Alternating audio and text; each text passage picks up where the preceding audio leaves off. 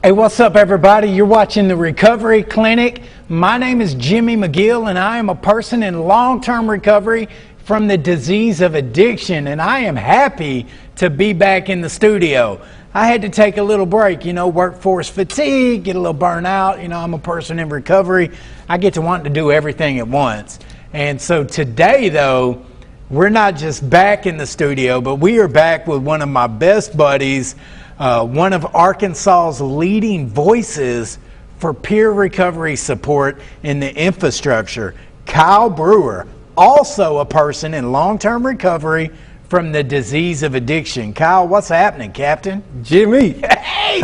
I'm glad to be here, man. Thank you. And it's just an honor to be on this journey with you. Yeah. Be here in the studio. This is a heck of a studio, too, huh? Yeah. I don't know who you convinced to let us come in here, but I'm grateful that I was able to be a part of it. Ricky Williams, former Razorback. Hey! Yeah, we get Ricky in trouble a lot. I think every time we say his name, they get on to him. So I'm like, Ricky. Just keep name dropping.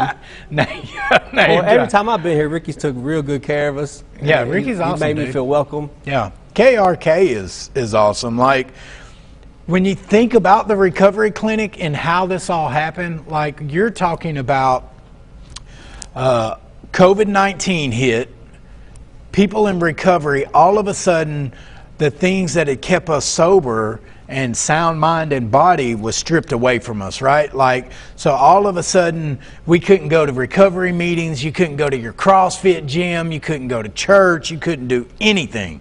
So the thing that had made us a contribution to society was suddenly stripped away from us because of COVID. Yeah. And so this show became the avenue. The recovery clinic, the partnership with KRK became the vehicle to carry a message of hope to people who were sick and suffering from addiction and mental health, right? Yeah. And so this program literally saved lives. So what I said all that to say this: share the video, tag your friends right now. If you know somebody that knows somebody that might need some help, tag them in this video. Email us. Ashley is on the other line. Look at Kyle over there playing with his phone. I'm listening. No, if I've learned one thing, that Jimmy is says all do something, ego, man. and you do it. If Jimmy asks you to do it, you do it. So you just want to see how you look live on camera. You said right share then. the video, and I said, okay, I'm going to share the video. Not you. I'm talking to them. Okay. Hey, listen, share the video. It might save the life of somebody you know, right? Yeah, absolutely. I mean, like you're saying, recovery is so much about community and connection, and when that's taken away, man, it can really leave us kind of grasping for straws and not really knowing what to do. So being able to connect virtually and still share that message of hope that you can get in a meeting or a fellowship of people in recovery is so important. Yeah, and the message of hope is really simple, right? The message of recovery is people can and do recover. That's right. And that's the message of the recovery clinic. And so it's one message with many voices. Ooh, that's fire. We might ought to trademark that right now. One message, many. That's good stuff. And so, when you're talking about addiction, right? Addiction doesn't discriminate. That's right. Right? Like if you look at me, I came from the wrong sides of the track. You know what I mean? I grew up in a very crime-infested neighborhood in an environment and an atmosphere conducive to chaos and criminal activity. Because of that, it contributed greatly to my desire to use drugs.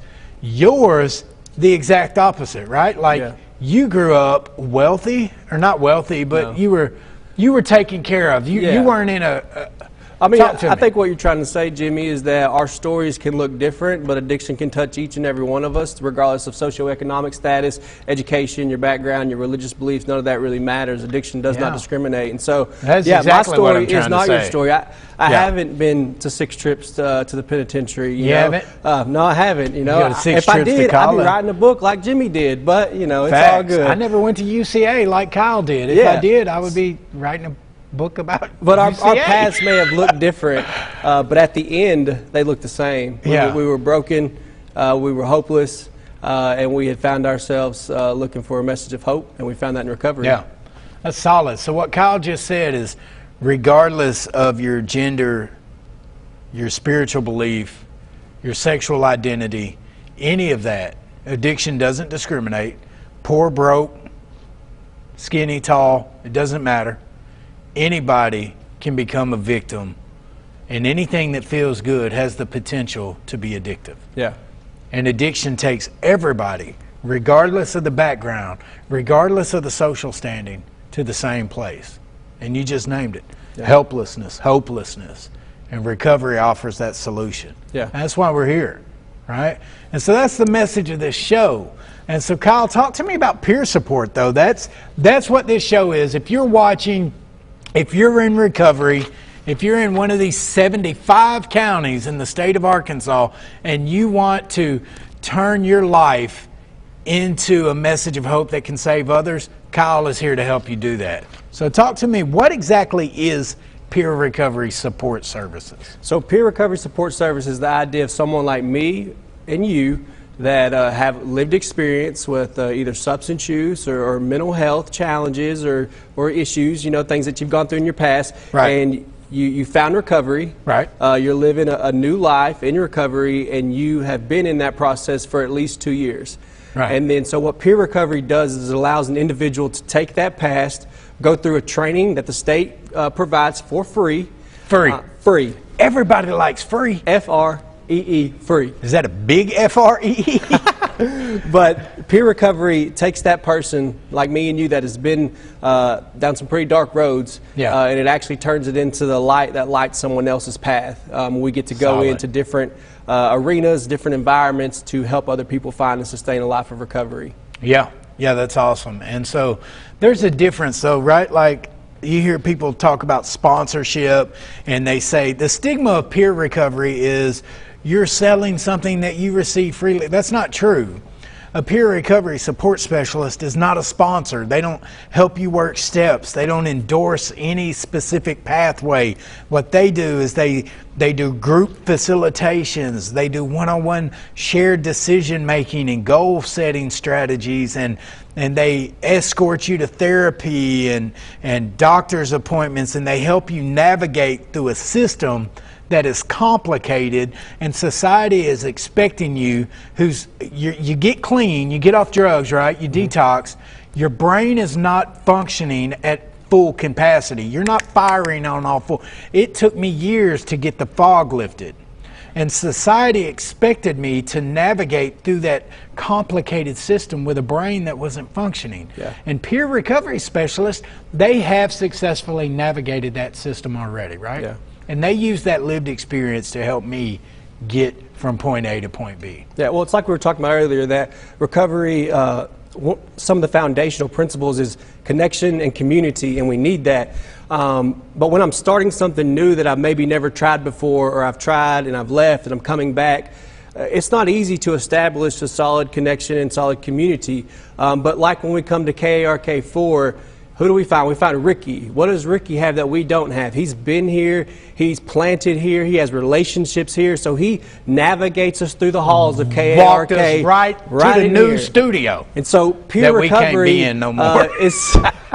is similar to that in the sense that this person, this peer specialist, has, like we mentioned earlier, been in recovery for at least 2 years, a minimum. So that means they're established. You know, they have these connections. They've been in this community. They've navigated some of the same issues and trials and tribulations that this person is going to be going through. And they're here to walk through that with them, not ahead of them, not behind them, but with them, right beside them. Right. And so once a person qualifies with that 2 years of abstinence-based recovery, right, then we train them. So what we add is the training. We take your personal recovery and we train them strategically on how to use bits and pieces of your story, when to use it, when you use too much of your story and it becomes about you and less about the person you're serving, right? You're learning all these things. You're learning how to be in the system but not a part of the system, how to advocate for the person and what they're needing, you know, and so talk to me about that process.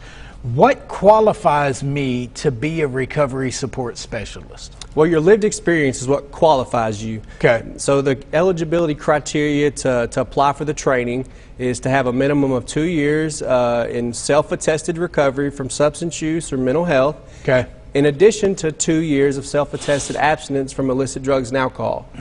And then also you do a background check, and I get this question a lot. Well, I've got such and such. That's expected. We all have backgrounds. The background check's looking for a sex offense, a murder charge, or active warrant. Right. So that's all the background check's looking for, and then you have to have a high school diploma or a GED. And those are the things that qualify you. The training is what equips you to carry out the message, carry out the mission of peer support. Yeah, I'm glad you said it like that, Kyle, because one of the biggest misconceptions that I ever get with peer recovery support services is you can be a person who's been sober for 20 years. That does not make you a peer, Yeah. right? And so I get that misconstrued question all the time. Well, I've been a peer for 20 years. No, you haven't. You've been a recovering addict for 20 years. Yeah. What makes me a peer is my credentialing, my training, my supervision. What makes you a peer is your ethics, your scope of practice, your standards of work. You know what I mean? Yeah. This is a professional field, just like counseling, therapy, and any other field where you provide a direct service to individuals. Yeah, and that's exactly what the training is for. The training equips you with different tools in your tool bag for you to apply the principles of peer recovery in the workplace. And you're talking about professional development, you're talking about a code of ethics, you're talking about boundaries, you're talking about supervision. All these things are necessary, and it's what leads to quality and effective peer support services happening. Yeah, I love that.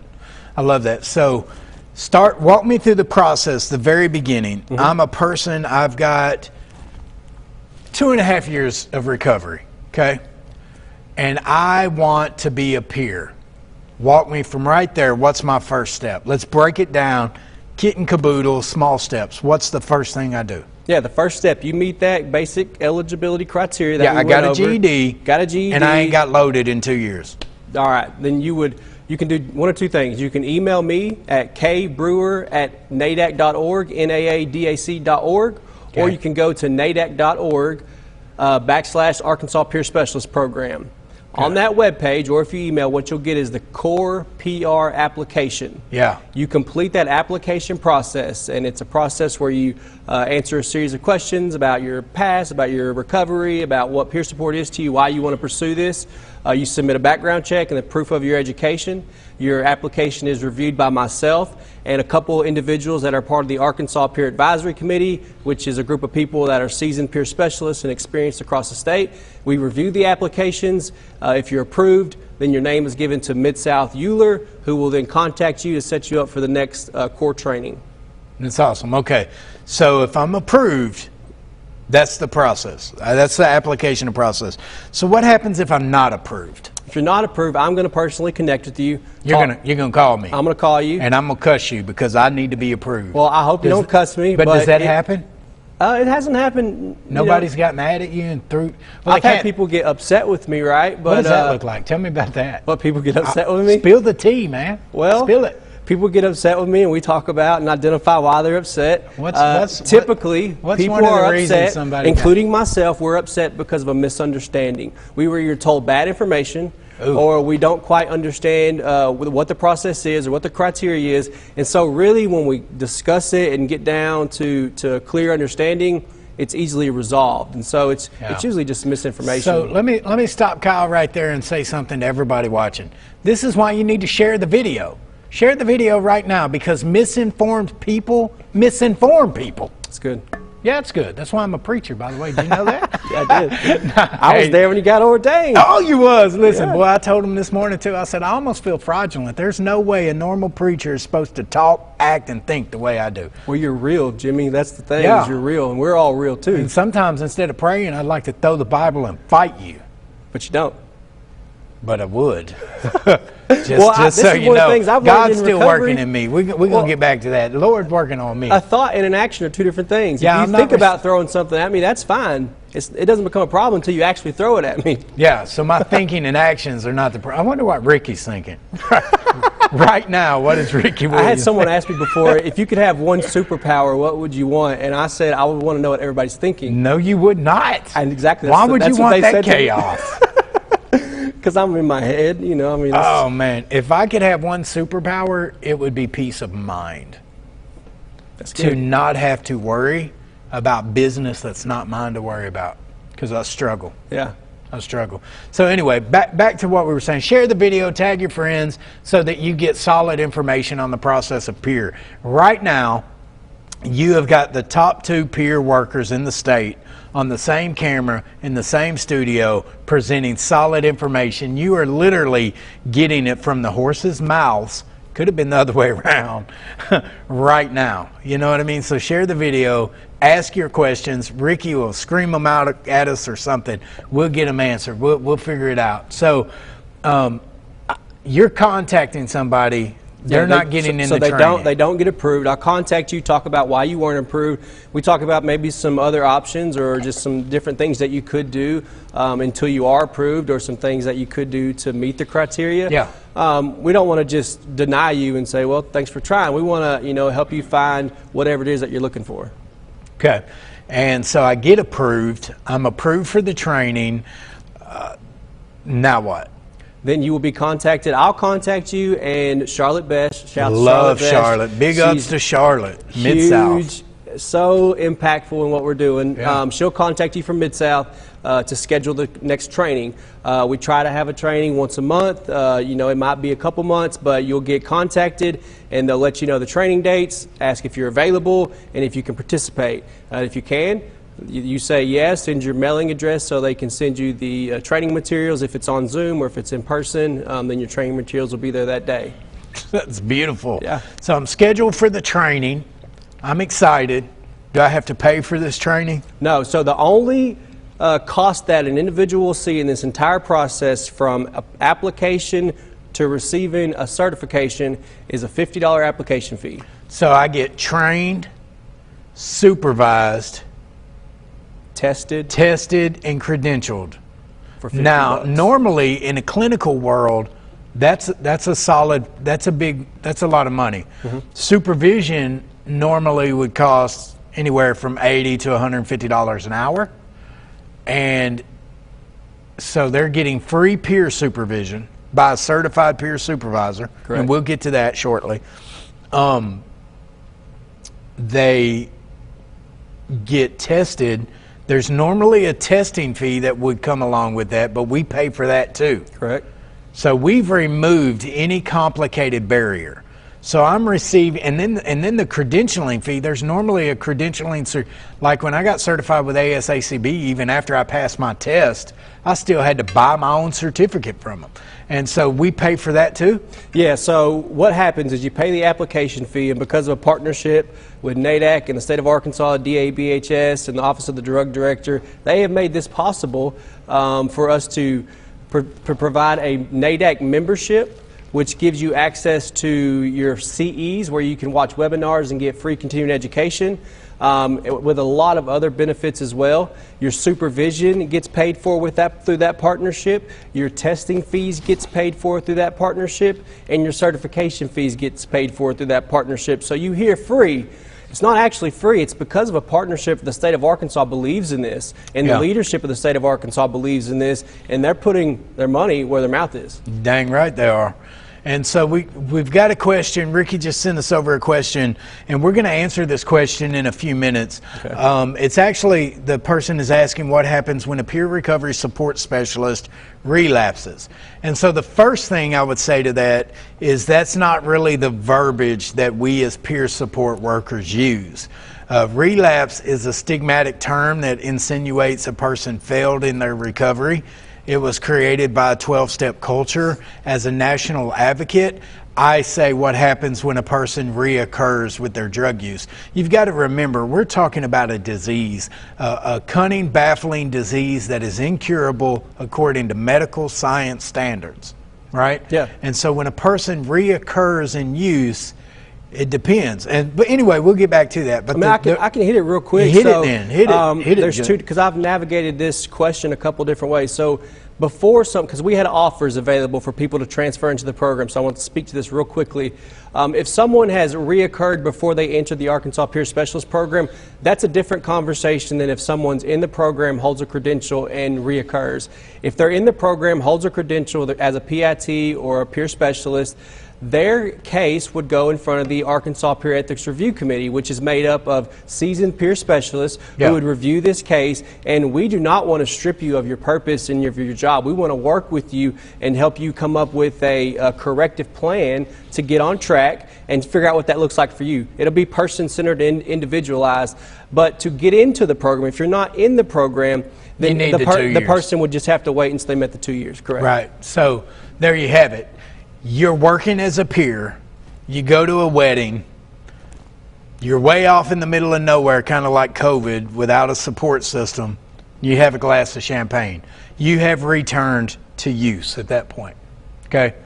And so somebody finds out about it, they file an ethics complaint, or you self-attest to it. You're honest. You're practicing principles of recovery, and your honesty kicks in. And so you don't lose your credential at that point. NADAC in Arkansas, they don't remove your purpose. They work with you on a plan to make sure that you don't return to daily reoccurrence. Yeah, that would be the case. We would look at that individual situation and what's taking place and work with that individual person about their particular situation and decide kind of a plan moving forward with them. Yeah, I like the scenarios. I like to break it down and paint the picture for them. And so, yeah, that's great. Okay, now, so back to that. Now, who reviews those? The ethics complaints? Ethics complaints. The Arkansas Peer Ethics Review Committee. Which consists of people in recovery who are certified. People in recovery that are peer specialists, that are practicing in the field, that are familiar with peer support in the state of Arkansas. So far you've told me that the application is reviewed by peers that are tested and certified and in recovery. The supervision is also by tested peers that are in recovery. Correct. The training, who trains these people? Same thing. Individuals that have completed the trainer of the trainers courses that Mid-South puts on to provide these trainings. So every level, what you're saying is exactly right. Every level of this entire program is governed and managed by people in recovery from substance use and or mental health. Now, isn't that a beautiful thing? Isn't that truly beautiful that people in recovery from addiction and mental health have a voice in their own future? Yeah. For decades, that's not what the system looked like.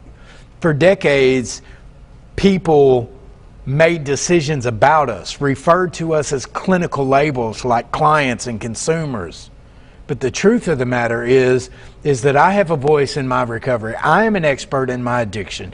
I am the expert on Jimmy and my personal recovery.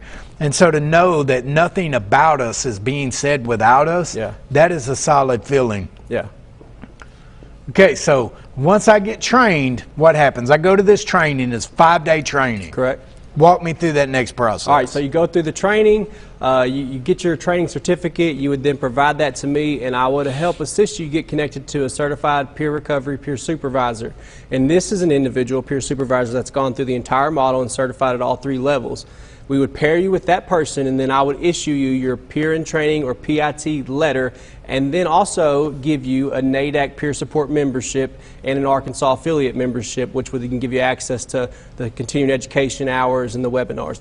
That's great. That's solid. So Ricky's got another question for us in the chat box. So thank you for the questions. Keep them coming. Yeah. The only silly question is the one that you're too afraid to ask. You know what I mean? That's another superpower, being able to ask for help. That's a big one. Superman needed that one. You seen where he got killed in that Superman version? Yeah, never mind. Anyway, so do you get paid while getting supervised hours? Do you? Oh, so is the 500? So we'll talk about that. That's a good segue into the. Once you're trained, once you get a peer supervisor, you're considered a peer in training. You're eligible to provide peer services in the state of Arkansas. What do I have to do to receive a certification, the core peer recovery specialist certification? Great. You have to complete 500 work experience hours. 500. 500. How long does that take? It depends, you know, and we'll go to answer this question. If you have a job as a peer, 40-hour work week, 500 divided by 40, you can knock that out in, say, 3 or 4 months, and you can be getting paid for that. Let me see what that is. So you can be getting paid. To answer that question, yes, you can get paid for your experience hours. It just depends on the agency or organization if they want you to be certified or they want you to be in peer and training. Yeah. We advocate to have people hired as peer and training so they can get those hours as they're receiving reimbursement and they're employed. Yeah. Yeah, absolutely. So the answer to your question is yes if you're working as a peer. Correct. During that internship process. Yeah, right. And you can also volunteer. And if you don't have the job, you can volunteer. And so the answer to that is if you're volunteering, no, most volunteers don't get paid. But I also want to say this, I didn't just wake up one morning and I was suddenly the state of Arkansas's recovery manager. That's not what happened, Kyle. Every solid doorway that opened up along my path was because my heart was in the right place and I was volunteering there first. Yeah. That's the truth. That's been my experience as well. Like I was already doing something before it became a job. Yeah, and that's what peer. It's so often it doesn't feel like work. Like we're at work right now. Now normally I'm in the suit and tie with Kyle, but on the show I like to be Jimmy, right? Yeah. Because in order for the person in early recovery to hear the message of hope, they've got to hear it in a way that they identify with. Yeah. Absolutely. You know what I mean? And so when I was coming out of addiction after shooting dope for 23 years, a suit and tie that wasn't what got me. What did you look like? I looked like this. No, I've heard a different story. I was handsome. Just like this. What did you look like when you met a zombie? When you met your wife? Oh, yeah. So when I met Chelsea, I was in a recovery meeting. I was 38 years old. The only place I ever shopped was City Trends, so I matched from head to toe. But my entire outfit cost like $25. My hat was on sideways. I'm 38. I've got these wrinkles. I'm a grown man, but in my mind, I'm still fly like I'm a teenager, right? And so my pants are sagging. Still had hair, but my hat was all the way cocked sideways. And she basically walks up and says, "Hey, dude, you need to fix your hat, pull up your pants. You were stupid." And I fell in love. You know what I mean? I didn't know if I wanted to fight her or marry her, but I've been married almost 5 years, so it worked. Yeah. It was just an enigma. I was like, they make women like that? They're outspoken, because my idea of a healthy relationship was very, very toxic. Yeah. So. Well, but what you're saying though is about someone being able to identify with you. Yeah. And that goes all the way up to like what your appearance is. And and I think society a lot of times says that, someone that has issues with substance use or mental health, they look a certain way. Yeah. Because there is a large portion of people, like we said earlier, it doesn't matter who you are, where you came from, who you grew up with, who your parents are. Addiction, mental health can touch you and it can affect your life. And so we got to be able to relate to everyone. And that's part of peer support, Kyle. The truth is, the person you're judging and stigmatizing right now may be the person that pulls your child out of the hell of addiction. Yeah. When I was an active drug user, you never in a million years would have thought you would see Jimmy McGill in front of the legislative committee testifying, changing laws, and getting meaningful bills passed that would affect and save the lives of hundreds of thousands. You never thought that I would start a nonprofit, that I would be a pastor, that I would be a state employee, and lead the development of a model that would gain national attention. But I'm the same guy that you wouldn't let around your house because you thought I would steal your stuff. Yeah. So addiction is the issue.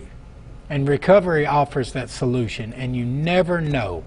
You just never know what recovery has the potential to do in the life when it's applied. Yeah.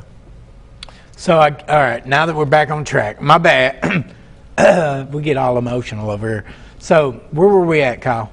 So we were talking about individuals get supervision. What do they have to do to become certified? Can you work and get paid for your experience hours? The answer to that question is yes. It depends on your particular scenario, what agency or organization you're working for, or if it's a job or a volunteer position. The 500 experience hours, 25 peer supervision hours that is given by a certified peer recovery peer supervisor, and then 16 continuing education hours for topics that surround and that are related to peer recovery and related to what you're currently doing and your role as a peer. You complete those tasks, you and your peer supervisor submit those hours and that documentation to me, and then I give your name to the testing department, and we set you up to take your certification test. Bam. And from that point, take your I'm test, you're certified. Now, an important thing to tell you guys.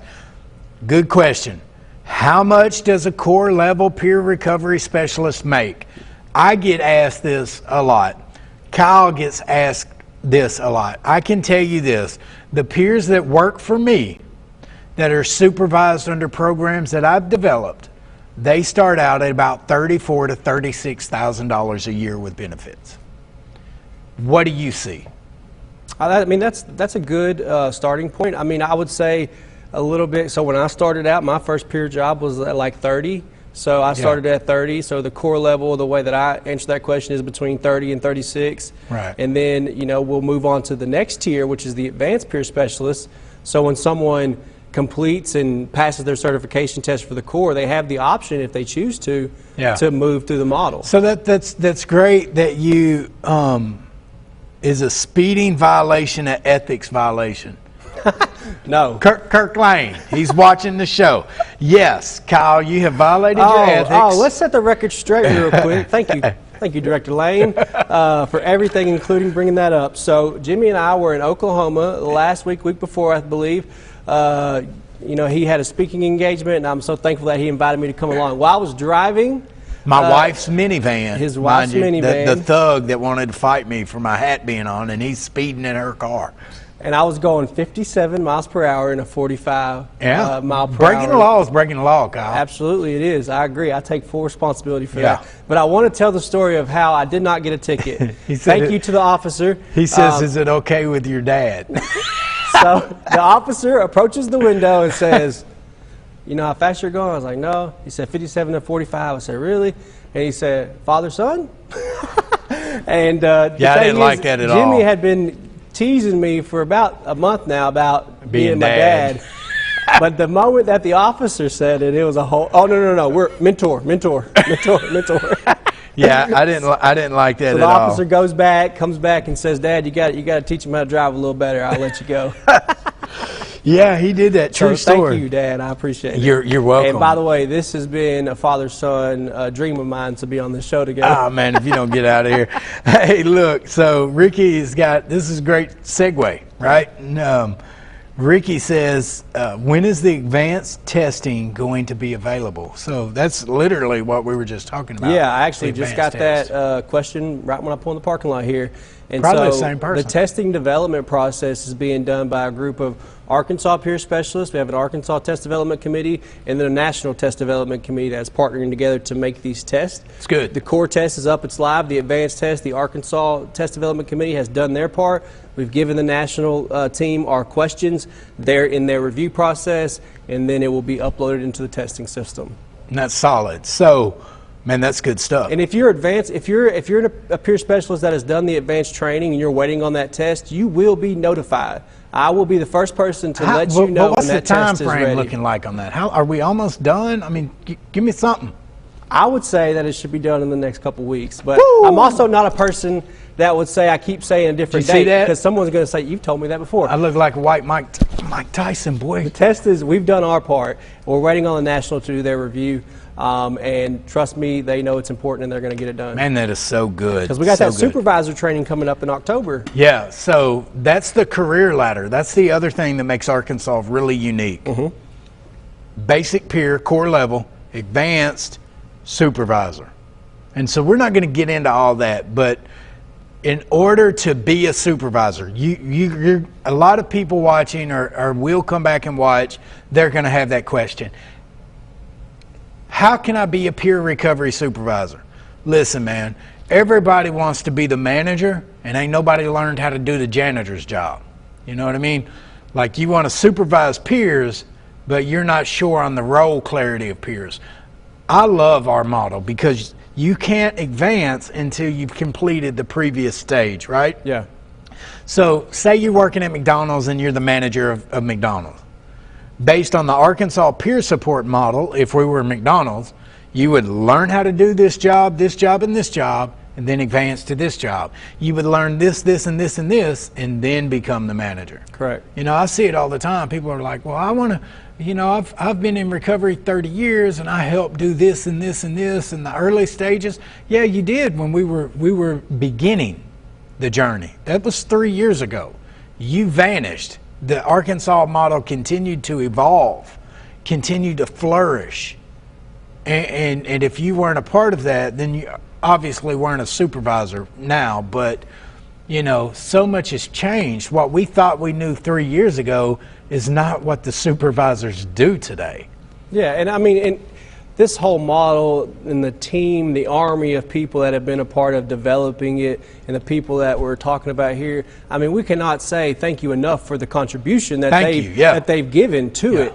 And we're not going to disregard that. No, because it's been instrumental. Yeah, but the idea for the model to be what the model is that an individual has to be in the role of a peer, working as a peer specialist, receiving peer supervision, engaged in the process, and advancing through each level. And so the only way to unlock one level is to complete the level before. It sounds like a video game. It is, and you know, you unlock the next. Yeah. When you start something, there's always got to be a group of people that becomes the first. And so the supervisors that were chosen, because I get this question, how was that happen?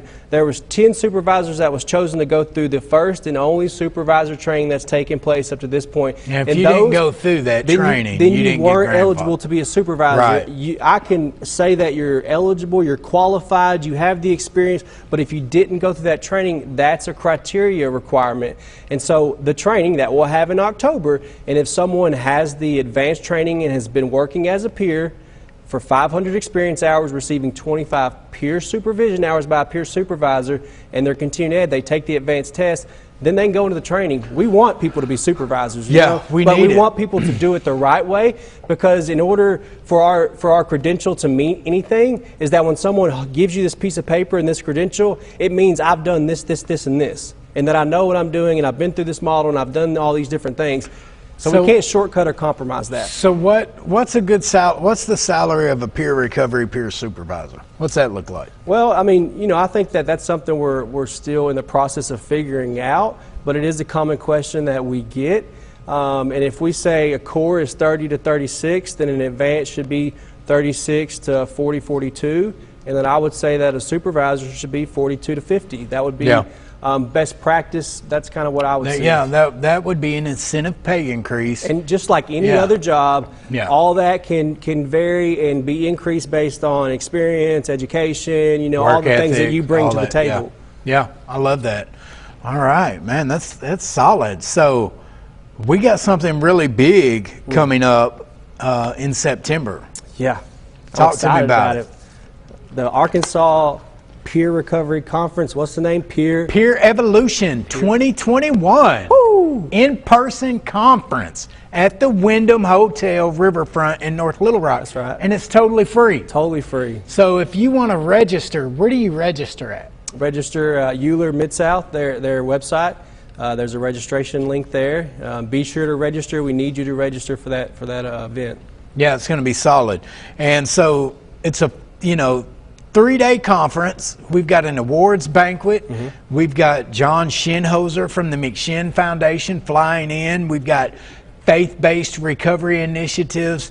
We've got a session on how to reach hard-to-identify populations of people, LGBTQIA+ members, minorities, people that are just generally have walls up that don't want to work with a lot of people. You've got peer supervision at this conference. You've got the evolution and history of peer support in Arkansas. You've got finessing the brain. Yeah, my boss, Cynthia Morena-Tui, the executive director of NADAC, will be there. That's a big one. Yeah, I'm excited about that. That's a big boss. Yeah. Kirk Lane, the drug director, will be presenting. Tammy Alexander will be presenting from, who's the deputy director of the division, one of the assistant deputy director, I think, Division of Aging, Adult and Behavioral Health. Deborah Bledsoe, the director of treatment. you've just got a ton of peer presentations. It's going to be explosive. Yeah, it's going to be a powerful 3-day conference. It'll be dynamic, great opportunity to network, and learn. We're giving some hotel rooms away. Yeah, scholarships. 4 days at the Wyndham. Woo. That's a nice hotel. That's a good scholarship. How do we get a scholarship? I'm glad you asked. See this map? You guys see this map? Hey, this map is a map of Arkansas, 75 counties. So I'm going to read off a few of these counties. You guys get your pencil out, take notes. Madison, Newton, Searcy, Fulton, Clay, Poinsett, Cross, Logan, Franklin, Scott, Howard, Pike, Little River, Hampstead, Nevada, Lafayette County, Columbia, Ouachita, Dallas, Calhoun, Chico, Deshay, Lincoln, Phillips County. That's West Hale, isn't it? West Helena? Yep. Monroe, Prairie, Cross, and Poinsett, and then Clay.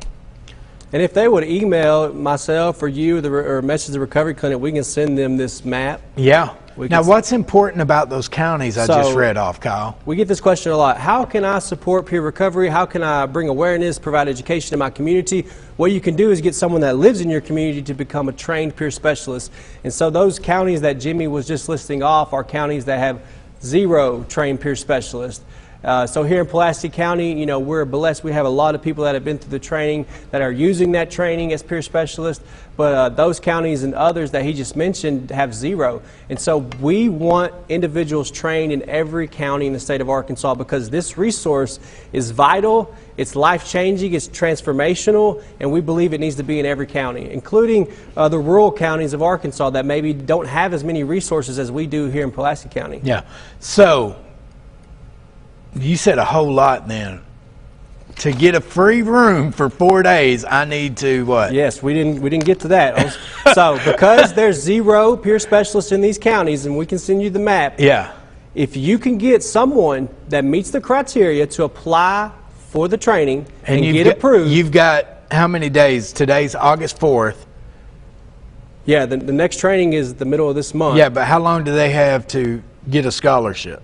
The 15th? That's the cutoff? I think it's the 15th, right? Yeah. Let's give them till the 21st. 21st. So if you can get somebody from one of the counties that I named off to apply for peer recovery training and they get accepted, we're going to pay for your gas, your food, and your hotel for 4 days. We're going to travel you down here to Little Rock, put you up in the Wyndham, which is one of the nicest hotels in the city, and we're going to scholarship you full ride. So let me did Ricky get a full ride? That's a win. When you was a Razorback, did you get a full ride scholarship like Ricky Williams? Ooh. So someone gets someone in the community gets a scholarship to a 3-day peer recovery conference. But they get 4 days in the hotel. 4 days in a hotel. Another person gets approved and trained as a peer specialist in a county that has 0 peer specialists. And they may be the first one to get a job there. And the state of Arkansas in this county gets someone that's trained as a peer. I mean, that's a win, everybody win, win. Everybody you wins. Should be I figured it out. You should be a sportscaster. That's why you look so good over there in the super. Say it again. It's a win. It's a win. It's a win, win, win. Yes. I don't know who Ricky's sportscaster was. I'm not sure either. Was there? Never mind. My bad. He's looking crazy at me. Okay. So, but seriously though, that is important. We need individuals trained in these counties, and we want them trained. And we want to, navigating the application process. If there's any complications or you have any questions, my email address is kbrewer@nadac.org. I'll go back and put it in the chat if it's not there. Mm-hmm. Reach out to me. I'm here to walk through that, troubleshoot any problems you may have, and answer any questions to make that process easy. Man, it's going to be fire. Yeah. Listen, you guys do not want to miss this conference. In 2019, we had the first ever regional peer conference. We had 740 people register for that conference. You know what I mean? 500 and I don't know how many. It was in the higher part of the 500 range showed up. It was totally free too. We like to do the peer conferences like the Dope Man did. First couple free. Come get you some. Get hooked on this recovery. Carry a message of hope back into the dark places. Yeah. People can recover.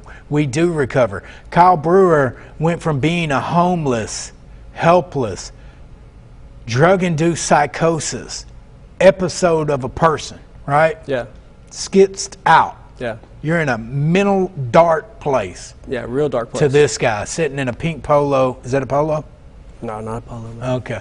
Sitting in that pink button down with that suit and tie on. And the conference that you're referring to, that was right before I started my first peer support job. Yeah. So you were there. I was there. That was Yeah. a pivotal moment in this journey of me becoming the person that I am today, the professional that I am today, the peer specialist that I am today. And so you just never know what that conference may have for you. The relationships that you'll build, the education that you'll receive, the people that you'll get to meet. It's just an incredible opportunity. The last conference was life-changing for me. And we got selfie booths and everything coming. Yeah. Michaela's doing the selfie booth. What was I going to say? Yeah. That was, you know, years of drug use coming out right then. Hey, but it's going to be exciting, Kyle. Yeah, we have a great team of people that are working on planning this conference. Yeah, shout out to Casey, Les, Patty, Ashley, Kyle, myself, Candace at Mid-South. I didn't miss anybody, did I? I think that's it. And they're such an awesome group of people. We got a swag bag. You guys are going to get T-shirts, sunglasses that say recovery on them. It's just going to be an amazing 3 days of fun and recovery. Yeah. And we are about out of time, Kyle. So do you got anything you want to say in closing? In closing, I would just say thank you, Jimmy. You're welcome. To those out there, I want to say this, that Jimmy has been so instrumental in my life, for me, in my recovery, in my faith, in my professional development. I definitely wouldn't be here without you, man, and I'm grateful from the state of Arkansas, everybody that's in the peer community. Thank you for all that you've done and you continue to do for us. I mean, if you're out there and you want to be a part of this, just reach out to us. We're here. We want you to be a part of it with us. Yeah, send in those applications. We want to hear from you, you know. And so I'm not sure what next week's show looks like or who the host is, but it'll be me or Ashley.